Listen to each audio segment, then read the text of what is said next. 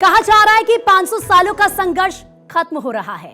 कुछ घंटों का समय बाकी है जब प्रभु श्री राम का प्राण प्रतिष्ठा का कार्यक्रम होगा और ऐसे में हर कोई उस दिव्य भव्य पल को देखना चाहता है, हर कोई उस पल का साक्षी बनना चाहता है और ऐसे में एक लंबा संघर्ष और संकल्प तमाम लोगों की तरफ से लिया गया। एक लंबी कड़ी इसमें है और इसीलिए भारत 24 आपको हर एक उन चेहरों से मिलवाता है, उनसे हम बात करते हैं, उनके संघर्ष के बारे में जानते हैं, उनके संकल्प के बारे में जानते हैं, क्योंकि वो घड़ी बेहद पास है। तो ऐसे में उन चेहरों के साथ बात करना उतना ही ज्यादा जरूरी हो जाता है। इस वक्त हमारे साथ साध्वी ऋतंबरा जी हैं, जो कि आध्यात्मिक हिंदू नेत्री हैं, इसके अलावा वात्सल्य ग्राम की वो संस्थापक हैं।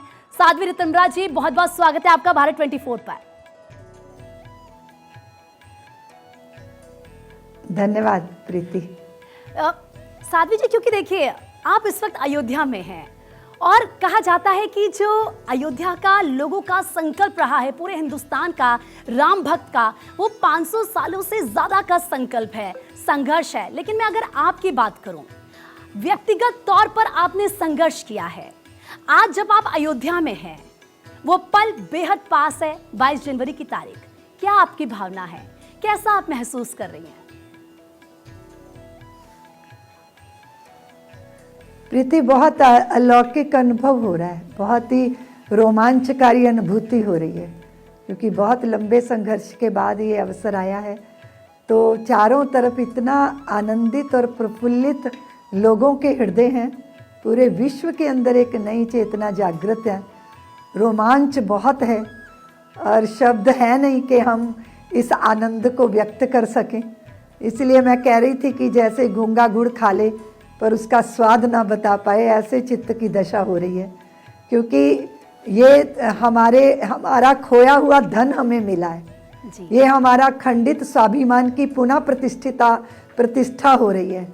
और हमारे प्रभु राम त्रेता में तो 14 वर्ष के लिए वनवासी थे, अभी तो कलयुग में 500 साल का वनवास भोगा है उन्होंने, और अब उनका अयोध्या में आगमन हो रहा है। इसलिए सारे विश्व के अंदर उनकी आरती उतारने की, उनका स्वागत करने की, उनके पदवंदन करने की, उनका दर्शन करने की बड़ी आकुलता व्याकुलता, और लोगों के लोचनों से निर्झर झरने जल के बह रहे हैं और हृदय आह्लादित हैं। तो बहुत ही अद्भुत आनंद है प्रीति, हम तो इसको शब्दों से व्यक्त करने की सामर्थ्य ही नहीं रखते। और आपको पता है ऋतंबरा जी, जब आप ये बात कह रही हैं, या जब भी आप कहती हैं ना अयोध्या के बारे में, कोई जिक्र करती हैं अपने उस संघर्ष के बारे में, क्योंकि मैंने आपके बहुत सारे इंटरव्यूज देखे, तो वो जो भाव होता है वो आपके चेहरे पर नजर आता है। और अभी भी जब आप बता रही हैं, वो जो आनंद है, वो जो खुशी है, वो आपके चेहरे पर मैं देख सकती हूँ।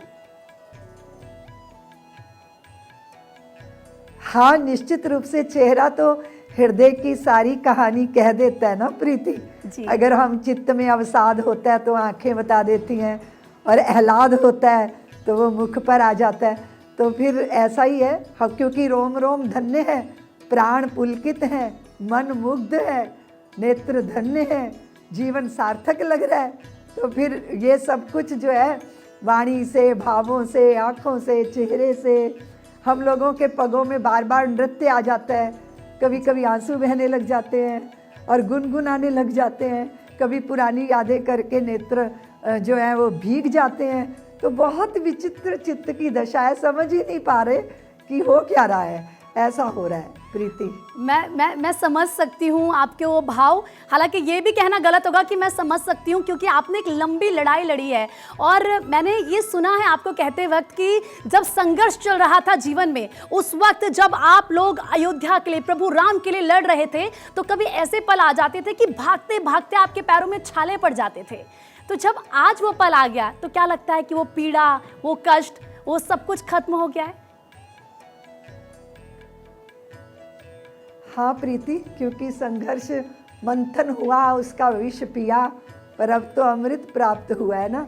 बहुत सारे लोग हैं हमारे पुरखे जिन्होंने बीज बोए, वो पौधा बना, पेड़ बना, फिर वो फलित हुआ है ना। कहते हैं लोग कि जो पेड़ बोता है ना, उसको फल खाने को नहीं मिलते, पर हम सब लोग भाग्यशाली हैं कि हमारे पुरखों और पूर्वजों के बोए हुए जो बीज थे वो वृक्ष बने, फलित हुए, और हमने इस पूरी संघर्ष यात्रा में भी किंचित मात्र थोड़ी सी अपनी भूमिका निभा ली। तो संकल्प हो, संघर्ष हो, और ये सारी यात्रा करके अब उत्कर्ष के द्वार पर पहुंचे हैं प्रीति जी। और इतना अद्भुत वातावरण है अयोध्या में जी। और मैं तो कहती हूँ कि आज तो पूरा भारत अयोध्या बना है। अयोध्या तो है ही है प्रीति। और इस अयोध्या, त्रेता की अयोध्या की अगर बात करो तो त्रेता की अयोध्या भी इतनी भव्य, इतनी दिव्य थी कि देवों तक को उसमें थोड़े पल रुक के, ठहर के देखने का मन करता था जी। और बहुत सारी ईर्ष्यालु आंखें उठती थी अयोध्या की तरफ, बहुत सारी प्रतिस्पर्धा, स्पृहा की आंखें उठती थी, बहुत सारी ऐसे भी पग थे जो यहाँ कुछ पल के लिए थम के इसे जीना चाहते थे। लेकिन उसके बाद फिर अयोध्या ने 14 साल भगवान के वनवास के दुख को भी भोगा, विरहिणी बनी अयोध्या, है ना। और इस अयोध्या ने बहुत आंसू बहाए प्रीति, प्रभु की याद में, प्रभु के विरह में पागल हो गए लोगों ने अपने घरों पे उत्सव नहीं किए, किसी ने बच्चों को जन्म नहीं दिया, किसी ने विवाह नहीं किया, है ना। वो तो 14 साल का वनवास था और हम तो कलयुग में तकरीबन प्रभु का 500 साल से वनवास देख रहे हैं। और फिर आप देखो कि वो 14 साल बाद लौटे थे तो कैसी दिवाली बनी थी, और अभी तो 500 साल बाद लौट रहे हैं। तो फिर ये कैसा अद्भुत रोमांच है। दिवाली से भी बड़ी दिवाली है प्रीति। बिल्कुल। ये हमारे संघर्ष की ही नहीं, ये हमारी आस्था, श्रद्धा, प्रेम और इतनी सदियों की प्रतीक्षा की कहानी है प्रीति जी। इसमें बड़े दुख हैं, बड़े आंसू हैं, इसमें रक्त की धार भी है, इसमें पसीने तो हैं ही हैं, लेकिन ये तो रक्त भी बहाया गया इस संकल्प के लिए। तो अब ये सारे तप, तपस्या, त्याग, प्रतीक्षा, परीक्षा और प्रतीक्षा सब पूरी हो रही है। तो जब ये तप, तपस्या, परीक्षा जब सब पूरी हो रही है, रितंबरा जी, राम लल्ला इतने प्यारे हैं प्रीति। जी जी जी। रितंबरा जी, जैसा कि आपने कहा कि तप, तपस्या और परीक्षा ये पूरी हो रही है, कितनी सौभाग्य की बात है ना कि अयोध्या में इस वक्त सब जाएं, प्रभु राम के दर्शन करें। उनकी जो तस्वीर सामने आई वो दिव्य है, भव्य है, और ऐसा लग रहा है कि उनके चेहरे से, उनके मुख से नजरें ना हटाएं। लेकिन इस वक्त में भी अगर कुछ लोग ये कह देते हैं रितंबरा जी कि हम सर्व सम्मान से अस्वीकार करते हैं निमंत्रण को, अयोध्या नहीं आएंगे, क्या कहेंगे आप ऐसे लोगों को? मुझे लगता है ये समय उनके लिए कुछ कहने का नहीं है, बाद में आ जाएंगे, प्रभु के दर्शन तो सभी करेंगे प्रीति। और ये अवसर ऐसा है कि जिनके पास निमंत्रण है चाहे नहीं है ना, वो सब लोग प्रभु के लिए अभिमंत्रित है ना। बहुत सारे लोगों ने तो निमंत्रण की प्रतीक्षा ही नहीं की, बहुत सारे लोग निमंत्रण पाके धन्य हो गए, बहुत सारे लोग बाद में आएंगे। कुछ ऐसे स्वर भी उठ रहे हैं जो विरोध के स्वर हैं। और आप तो जानती हैं प्रीति, ब्लैक बोर्ड काला होता है, फिर उस पर श्वेत खड़िया प्रकट होती है। बहुत सारे लोग ऐसे हैं जो नहीं समझे या नहीं समझना चाहते। लेकिन ये जो अवसर है ये 500 साल बाद आया प्रीति, इसलिए थोड़ा दिल बड़ा होता तो और आनंद आता। अगर दिल बड़ा जन होता भावना को समझना और दिल... भावों को समझना, जनता के चित्त को समझना ना जी। लेकिन आपको नहीं लगता, क्योंकि सिर्फ यहाँ पर जो राजनीतिक पार्टी हैं या फिर राजनेताओं की मैं बात नहीं करूँगी, शंकराचार्य जी की तरफ से ये कहा गया कि हम नहीं आएंगे अयोध्या, उनकी एक नाराज़गी सामने आई, उसको लेकर आप क्या कहेंगे? क्योंकि उन्होंने कहा कि हम कोई मोदी विरोधी नहीं है, अलग अलग जो बयान सामने आ रहे हैं, क्या उनको मनाना नहीं चाहे था? क्या आपने पर्सनली किसी से बात की? नहीं, मेरी किसी से बात नहीं हुई। इतनी बड़ी पीठों पे विराजमान जो महापुरुष होते हैं ना, उनसे वार्तालाप करने का मेरा स्तर नहीं है ना। लेकिन निश्चित रूप से उनके आशीर्वाद भी इस पवित्र कार्य के लिए होंगे ही। कुछ बातें होंगी जिसका उन्होंने जिक्र किया है। मैं सोचती हूँ कि मैं उसके बारे में कुछ भी टिप्पणी करना ना, मैं तो बहुत छोटी सी हूँ, जरा सी गिलहरी जैसी, इसलिए कैसे मैं अधिकृत रूप से कोई बात कर सकती हूँ।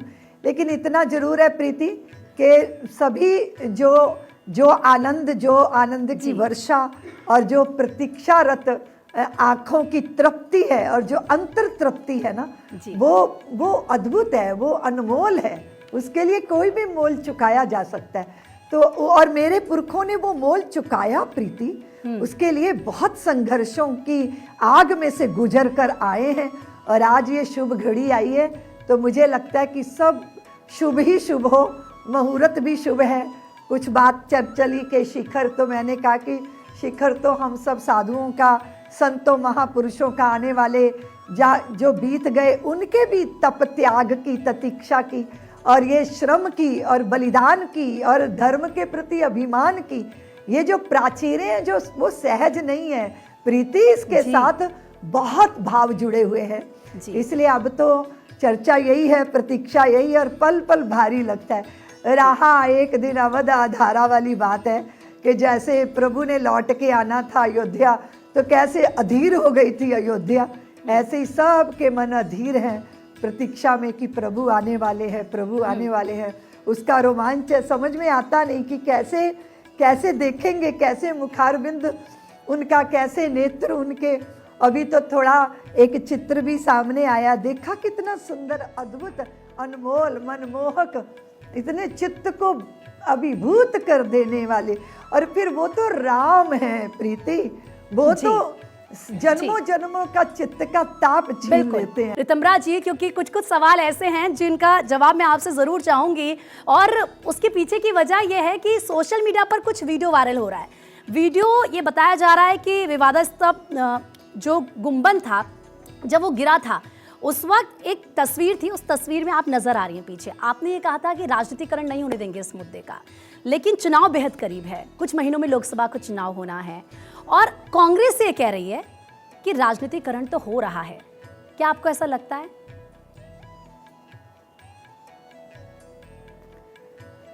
प्रीति, ये तो आप समझ सकते हो कि पहले से ही जब भारतीय जनता पार्टी के अध्यक्ष श्री लाल कृष्ण आडवाणी जी राम रथ लेकर निकले थे, तो उन्होंने विश्व हिंदू परिषद के आंदोलन को समर्थन दिया था कि राम जन्मभूमि मुक्त होनी चाहिए और वहाँ भव्य मंदिर बनना चाहिए। और फिर जितने भी चुनाव आए, उन्होंने मंदिर के लिए, उसके लिए वादा किया कि हम ये मंदिर बनाएंगे, है ना।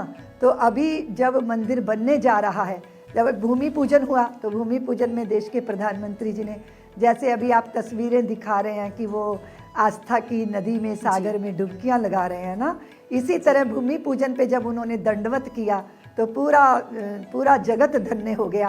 क्योंकि भारत की परंपरा का मान सम्मान करना ये प्रारंभ से जरूरी था राजनीतिज्ञों के लिए, पर इतनी भारी उपेक्षा की गई भारतीय परंपरा की और प्रभु के नाम की, तो ये इतनी बड़ी पीड़ा बहुसंख्यक समाज ने, सनातनी जगत ने उपेक्षा की पीड़ा झेली, अपमानों की पीड़ा झेली, वेदनाओं में से गुजरे। तो एक राजनीतिक पार्टी जिसने जन मन को समझा, जन भावना को समझा, वो पक्षधर होकर सामने आए, संघर्ष में साथ रहे और अब मंदिर बनाने में साथ हैं। तो फिर ये राजनीति कैसे? अगर आप हर देश के प्रधानमंत्री तो हर धर्म संप्रदाय के जो है आस्था का सम्मान करते हैं, तो फिर हिंदू समाज की ही आस्था का अपमान करके राजनीति यहाँ अभी तक चलती रही है। क्या वो राजनीति नहीं थी? भारतीय परंपरा को गाली देना और कुछ लोगों को प्रसन्न करने की कोशिश करना, क्या वो राजनीति नहीं थी? वो परंपरा का विरोध करने वाली राजनीति थी। आज ये राजनीति लग रही है। क्यों लग रही है राजनीति? क्या प्रधानमंत्री सनातनी नहीं है? वो सनातनी है, व्रत रखते हैं, उपवास करते हैं। और अगर देश के प्रधानमंत्री, या तो ये पहले ना होता, देश के राष्ट्रपति राजेंद्र बाबू प्रसाद ने सोमनाथ के मंदिर के लिए क्या वो कार्य नहीं किया था?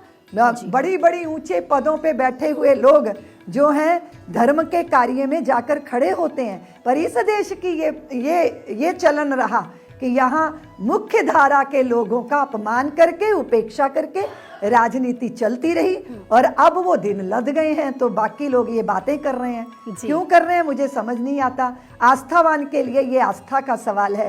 राजनीतिज्ञों ने साथ दिया, भारतीय जनता पार्टी ने साथ दिया, उसका प्रसाद उनको मिलेगा। और आप तो जानती हो प्रीति, जो हवन करेगा उसकी खुशबू उनको प्राप्त होगी कि नहीं होगी? स्वाभाविक सी बात है ये।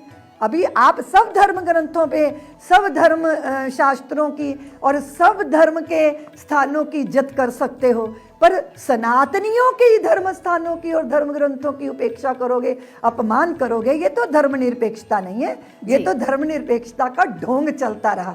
सच्ची धर्मनिरपेक्षता क्या होती है? पहले तो धर्मनिरपेक्षता ही सही शब्द नहीं है प्रीति। आंख अगर धर्मनिरपेक्ष हो जाएगी ना तो देखना बंद कर देगी, क्योंकि आंख का धर्म है देखना। इसी तरह राजनीति का धर्म है मूल्यों को स्थापित करना। और मूल्य कैसे स्थापित होंगे? रामचरितमानस पढ़ेंगे तब, और रामचरितमानस पढ़ेंगे तो राममय हो जाएंगे। राममय हो जाएंगे तो फिर अपने भाई को मुकद्दमों के लिए कचहरियों की धूल नहीं चटाएंगे, और तलाक नहीं होंगे, बलात्कार नहीं होंगे, दुराचार नहीं होगा, भ्रष्टाचार नहीं होगा, कदाचार नहीं होगा, आतंकवाद नहीं होगा, हिंसा नहीं होगी और शोषण नहीं होगा। और ऐसा तो हर राजनीतिज्ञ चाहेगा ना कि भारत ऐसा हो। तो भारत ऐसे कैसे हो जाएगा जब आप अपने महापुरुष और अवतारी महापुरुषों के चारों चरित्रों का चिंतन करोगे, जब आप पुरु का स्मरण करोगे, भगीरथ का स्मरण करोगे। मुझे लगता है रितंबरा जी बहुत प्यार से आप हर एक सवाल का जवाब दे देती हैं, और मेरे जहन में बहुत सारे सवाल थे, बहुत सारे ऐसे मुद्दे थे जिन पर मैं आपसे बातचीत करना चाहती थी, और लेकिन समय मेरे पास इतना ही है फिलहाल। बहुत बहुत शुक्रिया आपका भारत 24 के साथ जुड़ने के लिए, मेरे हर सवाल का जवाब देने के लिए बहुत बहुत शुक्रिया। धन्यवाद, धन्यवाद।